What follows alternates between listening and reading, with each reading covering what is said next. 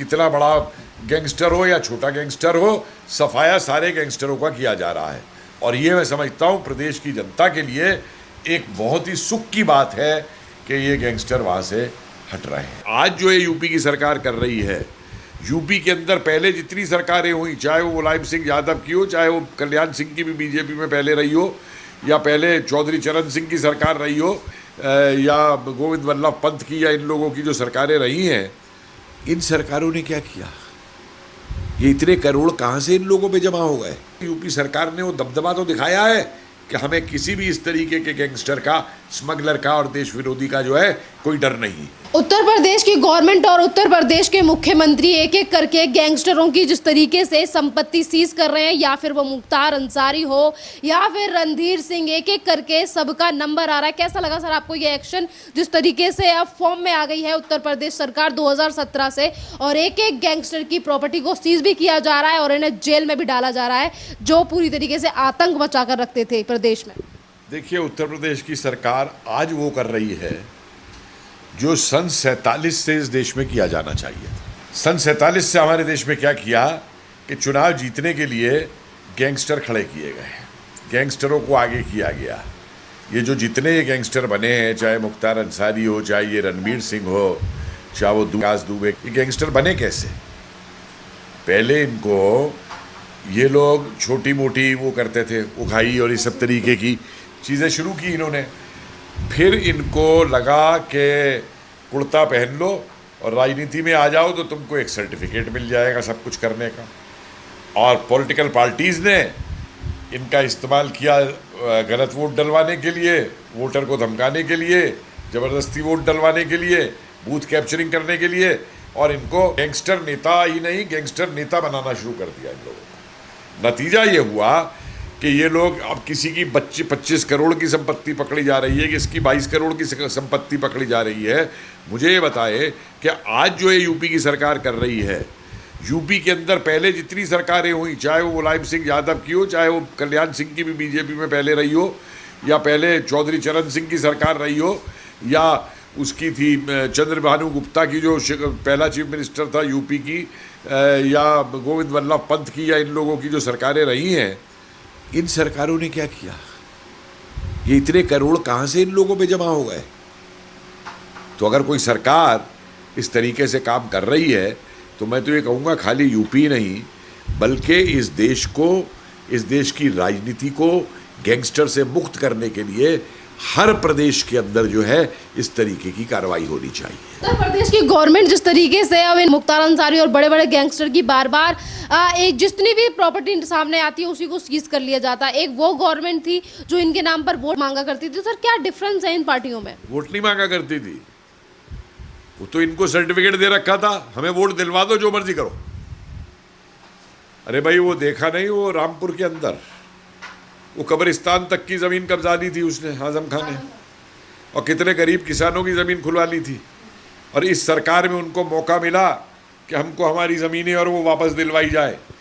ये तो राजनीति करते हैं अपनी कम्युनिटी के नाम पे, और अपने मज़हब के लोगों को भी नहीं छोड़ते। ना ये रणबीर सिंह जैसे का किसी जाति विशेष को या हिंदू को सपोर्ट करना है, इनका काम है अपना वर्चस्व बनाना। आप आज एक बात मुझे बताओ, दाऊद का घर आज तक महाराष्ट्र में उसकी नीलामी नहीं हो पाई, क्यों? क्या वो पाकिस्तान में बैठा हुआ इतना मजबूत है कि उसका घर यहाँ पे कोई नहीं खरीद सकता? नीलामी भी सरकार नीलामी कर रही है तो इतना डरते हैं।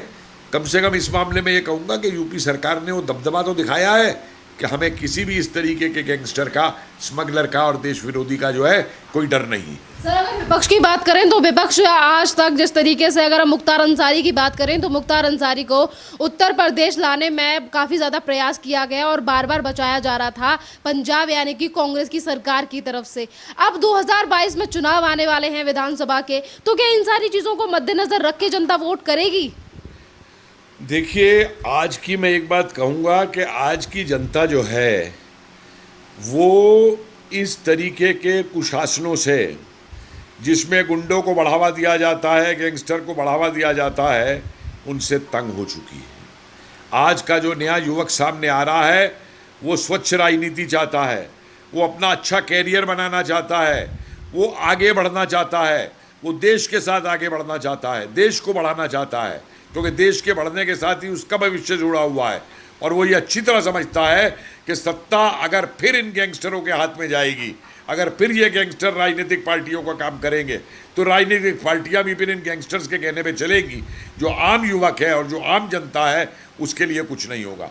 इसलिए मेरा ये मानना है कि जनता जो है वो इन ऐसे एक्शन का स्वागत करेगी, और जब भी कभी चुनाव आएगा इन सब चीज़ों को जनता ध्यान में रखेगी वोट देते हुए। जिसको भी मर्जी हो वोट दे, हर किसी का अपना वोट देने का अधिकार है, लेकिन इन चीज़ों को ध्यान में ज़रूर रखा जाएगा। आज रणधीर सिंह यानी कि जो गैंगस्टर है उसकी 72 करोड़ रुपए की संपत्ति जब्त कर ली गई है। कल मुख्तार अंसारी की 24 करोड़ की संपत्ति को जब्त कर लिया गया था, कुर्क कर लिया गया था। और उससे पहले अतीक अहमद का भाई है, उसकी संपत्ति को जब्त कर लिया गया था, 25 करोड़ की जो संपत्ति थी। सवाल ये है कि इतनी ज्यादा संपत्ति जैसे इन लोगों के पास आई है, इसका भी खुलासा उत्तर प्रदेश की सरकार को इन लोगों के द्वारा कराना चाहिए कि पता तो चले कि किस तरीके से वो माफिया काम करता था पहले। नहीं, बिल्कुल ये तो सामने आना चाहिए कि कहाँ से पैसा आया, उगाही से वो पैसा आया, या ज़मीनें छीनी लोगों की, या संपत्तियाँ छीन के बनाई, लोगों को डरा धमका के बनवाई, लोगों से औने पौने दामों पे खरीद के बनवाई, 2 लोगों को बाहर निकाला गया, ज़बरदस्ती खदेड़ा गया, उस पर बनाई। ये सब चीज़ें आएंगी एक एक करके सामने। जैसे मैं रामपुर का उदाहरण दिया ना मैंने, कि आज़म खान साहब ने जो इतनी बना ली थी, साहब बोल रहा हूँ मैं ऐसे लोगों को, हंसी आ जाती है खुद अपने ऊपर साहब कहते हुए इनको, कि ये जो जहाँ से इन्होंने कब्जाई थी वो अब लोग खुद उठ करके बोले ना। अगर एक बार जनता को ये विश्वास हो जाए कि जो ये जाति इस तरीके की करने वाले थे, गुंडागर्दी करने वाले थे और जनता को पीड़ित करते थे, अगर जनता के ऊपर दोबारा ये बदला लेने नहीं आएंगे तो जनता देखिए एक एक करके इनके कितने कितने बड़े राज जो हैं वो सामने आएंगे खुल करके। सर, जिस तरीके से धर्म को ना आगे रखते हुए और उत्तर प्रदेश की गवर्नमेंट हर गैंगस्टर को उसकी किए की सजा दे रही है, उनकी संपत्ति भी कुर्क की जा रही है, तो कांग्रेस और तमाम लोगों के मुंह पर तो ये एक बड़ा झटका है और तमाचा है, जो ये कहते हैं कि मुसलमानों की राजनीति करती है, मुसलमानों से नफरत करती है, या फिर हिंदू समाज के लिए सोचती है। पर आज जो एक्शन लिए जा रहे हैं उसमें धर्म को अलग रखकर और सिर्फ कर्मों के हिसाब से उन लोगों को सजा दी जा रही है। देखिए, याद करिए एक बात को कि योगी जी ने जब चीफ मिनिस्टर बने थे तो उस समय उन्होंने कहा था 2017 के अंदर कि उत्तर प्रदेश में अपराधियों के लिए कोई जगह, उन्होंने ये नहीं कहा था कि किसी धर्म विशेष के अपराधियों के लिए जगह नहीं है या किसी जाति विशेष के अपराधियों के लिए जगह नहीं है। समझ रहे हैं आप इस बात को? तो इसलिए जब उन्होंने ये कहा कि उत्तर प्रदेश को अपराधियों से मुक्त करना है, तो जो भी अपराधी होगा, चाहे वो किसी धर्म का हो, किसी जाति का हो, किसी समुदाय का हो, कितना बड़ा गैंगस्टर हो या छोटा गैंगस्टर हो, सफाया सारे गैंगस्टरों का किया जा रहा है। और ये मैं समझता हूँ प्रदेश की जनता के लिए एक बहुत ही सुख की बात है कि ये गैंगस्टर वहाँ से हट रहे हैं। सर, आपको नहीं लगता कि और सरकारों को भी यही मॉडल अपनाना चाहिए आतंकवादी और गैंगस्टरों के लिए? मैंने तो कहा आपसे कि हर प्रदेश में करना चाहिए।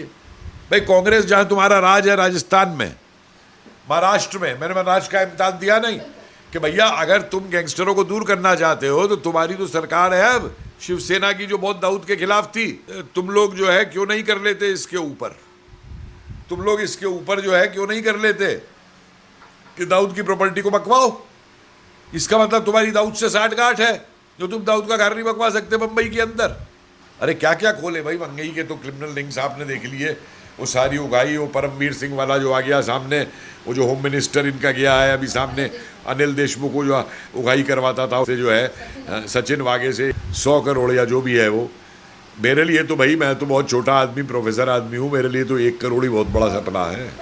ये तो 100 करोड़ की बात करते हैं, हमारे लिए तो 1 करोड़ भी जो है एक सपना है हमारे लिए, हम जैसे लोगों के लिए जिन्होंने अपनी ज़िंदगियाँ 44 साल नौकरियाँ करते हुए बताई। सर, जिन सरकारों ने हमेशा इस तरीके के गैंगस्टरों का साथ दिया और उन्हें बढ़ाने में मदद की और उन्हीं के द्वारा गरीब जनता की जो प्रॉपर्टी थी या फिर उनकी ज़मीन को हथियाया, क्या वो सरकारें उत्तर प्रदेश जैसा मॉडल पनपा पाएंगी या फिर बना पाएंगी? देखिए, और जिस तरीके से अब ये उत्तर प्रदेश में चल रहा है तो वो दिन दूर नहीं है कि और प्रदेशों की जनता भी उठ करके खड़ी हो जाएगी और अपने सरकारों पे जनता ये दबाव डालेगी कि ऐसे अपराधियों को बंद करो और ऐसे अपराधियों की कुड़की करो और इनकी ज़मीनें छीनो।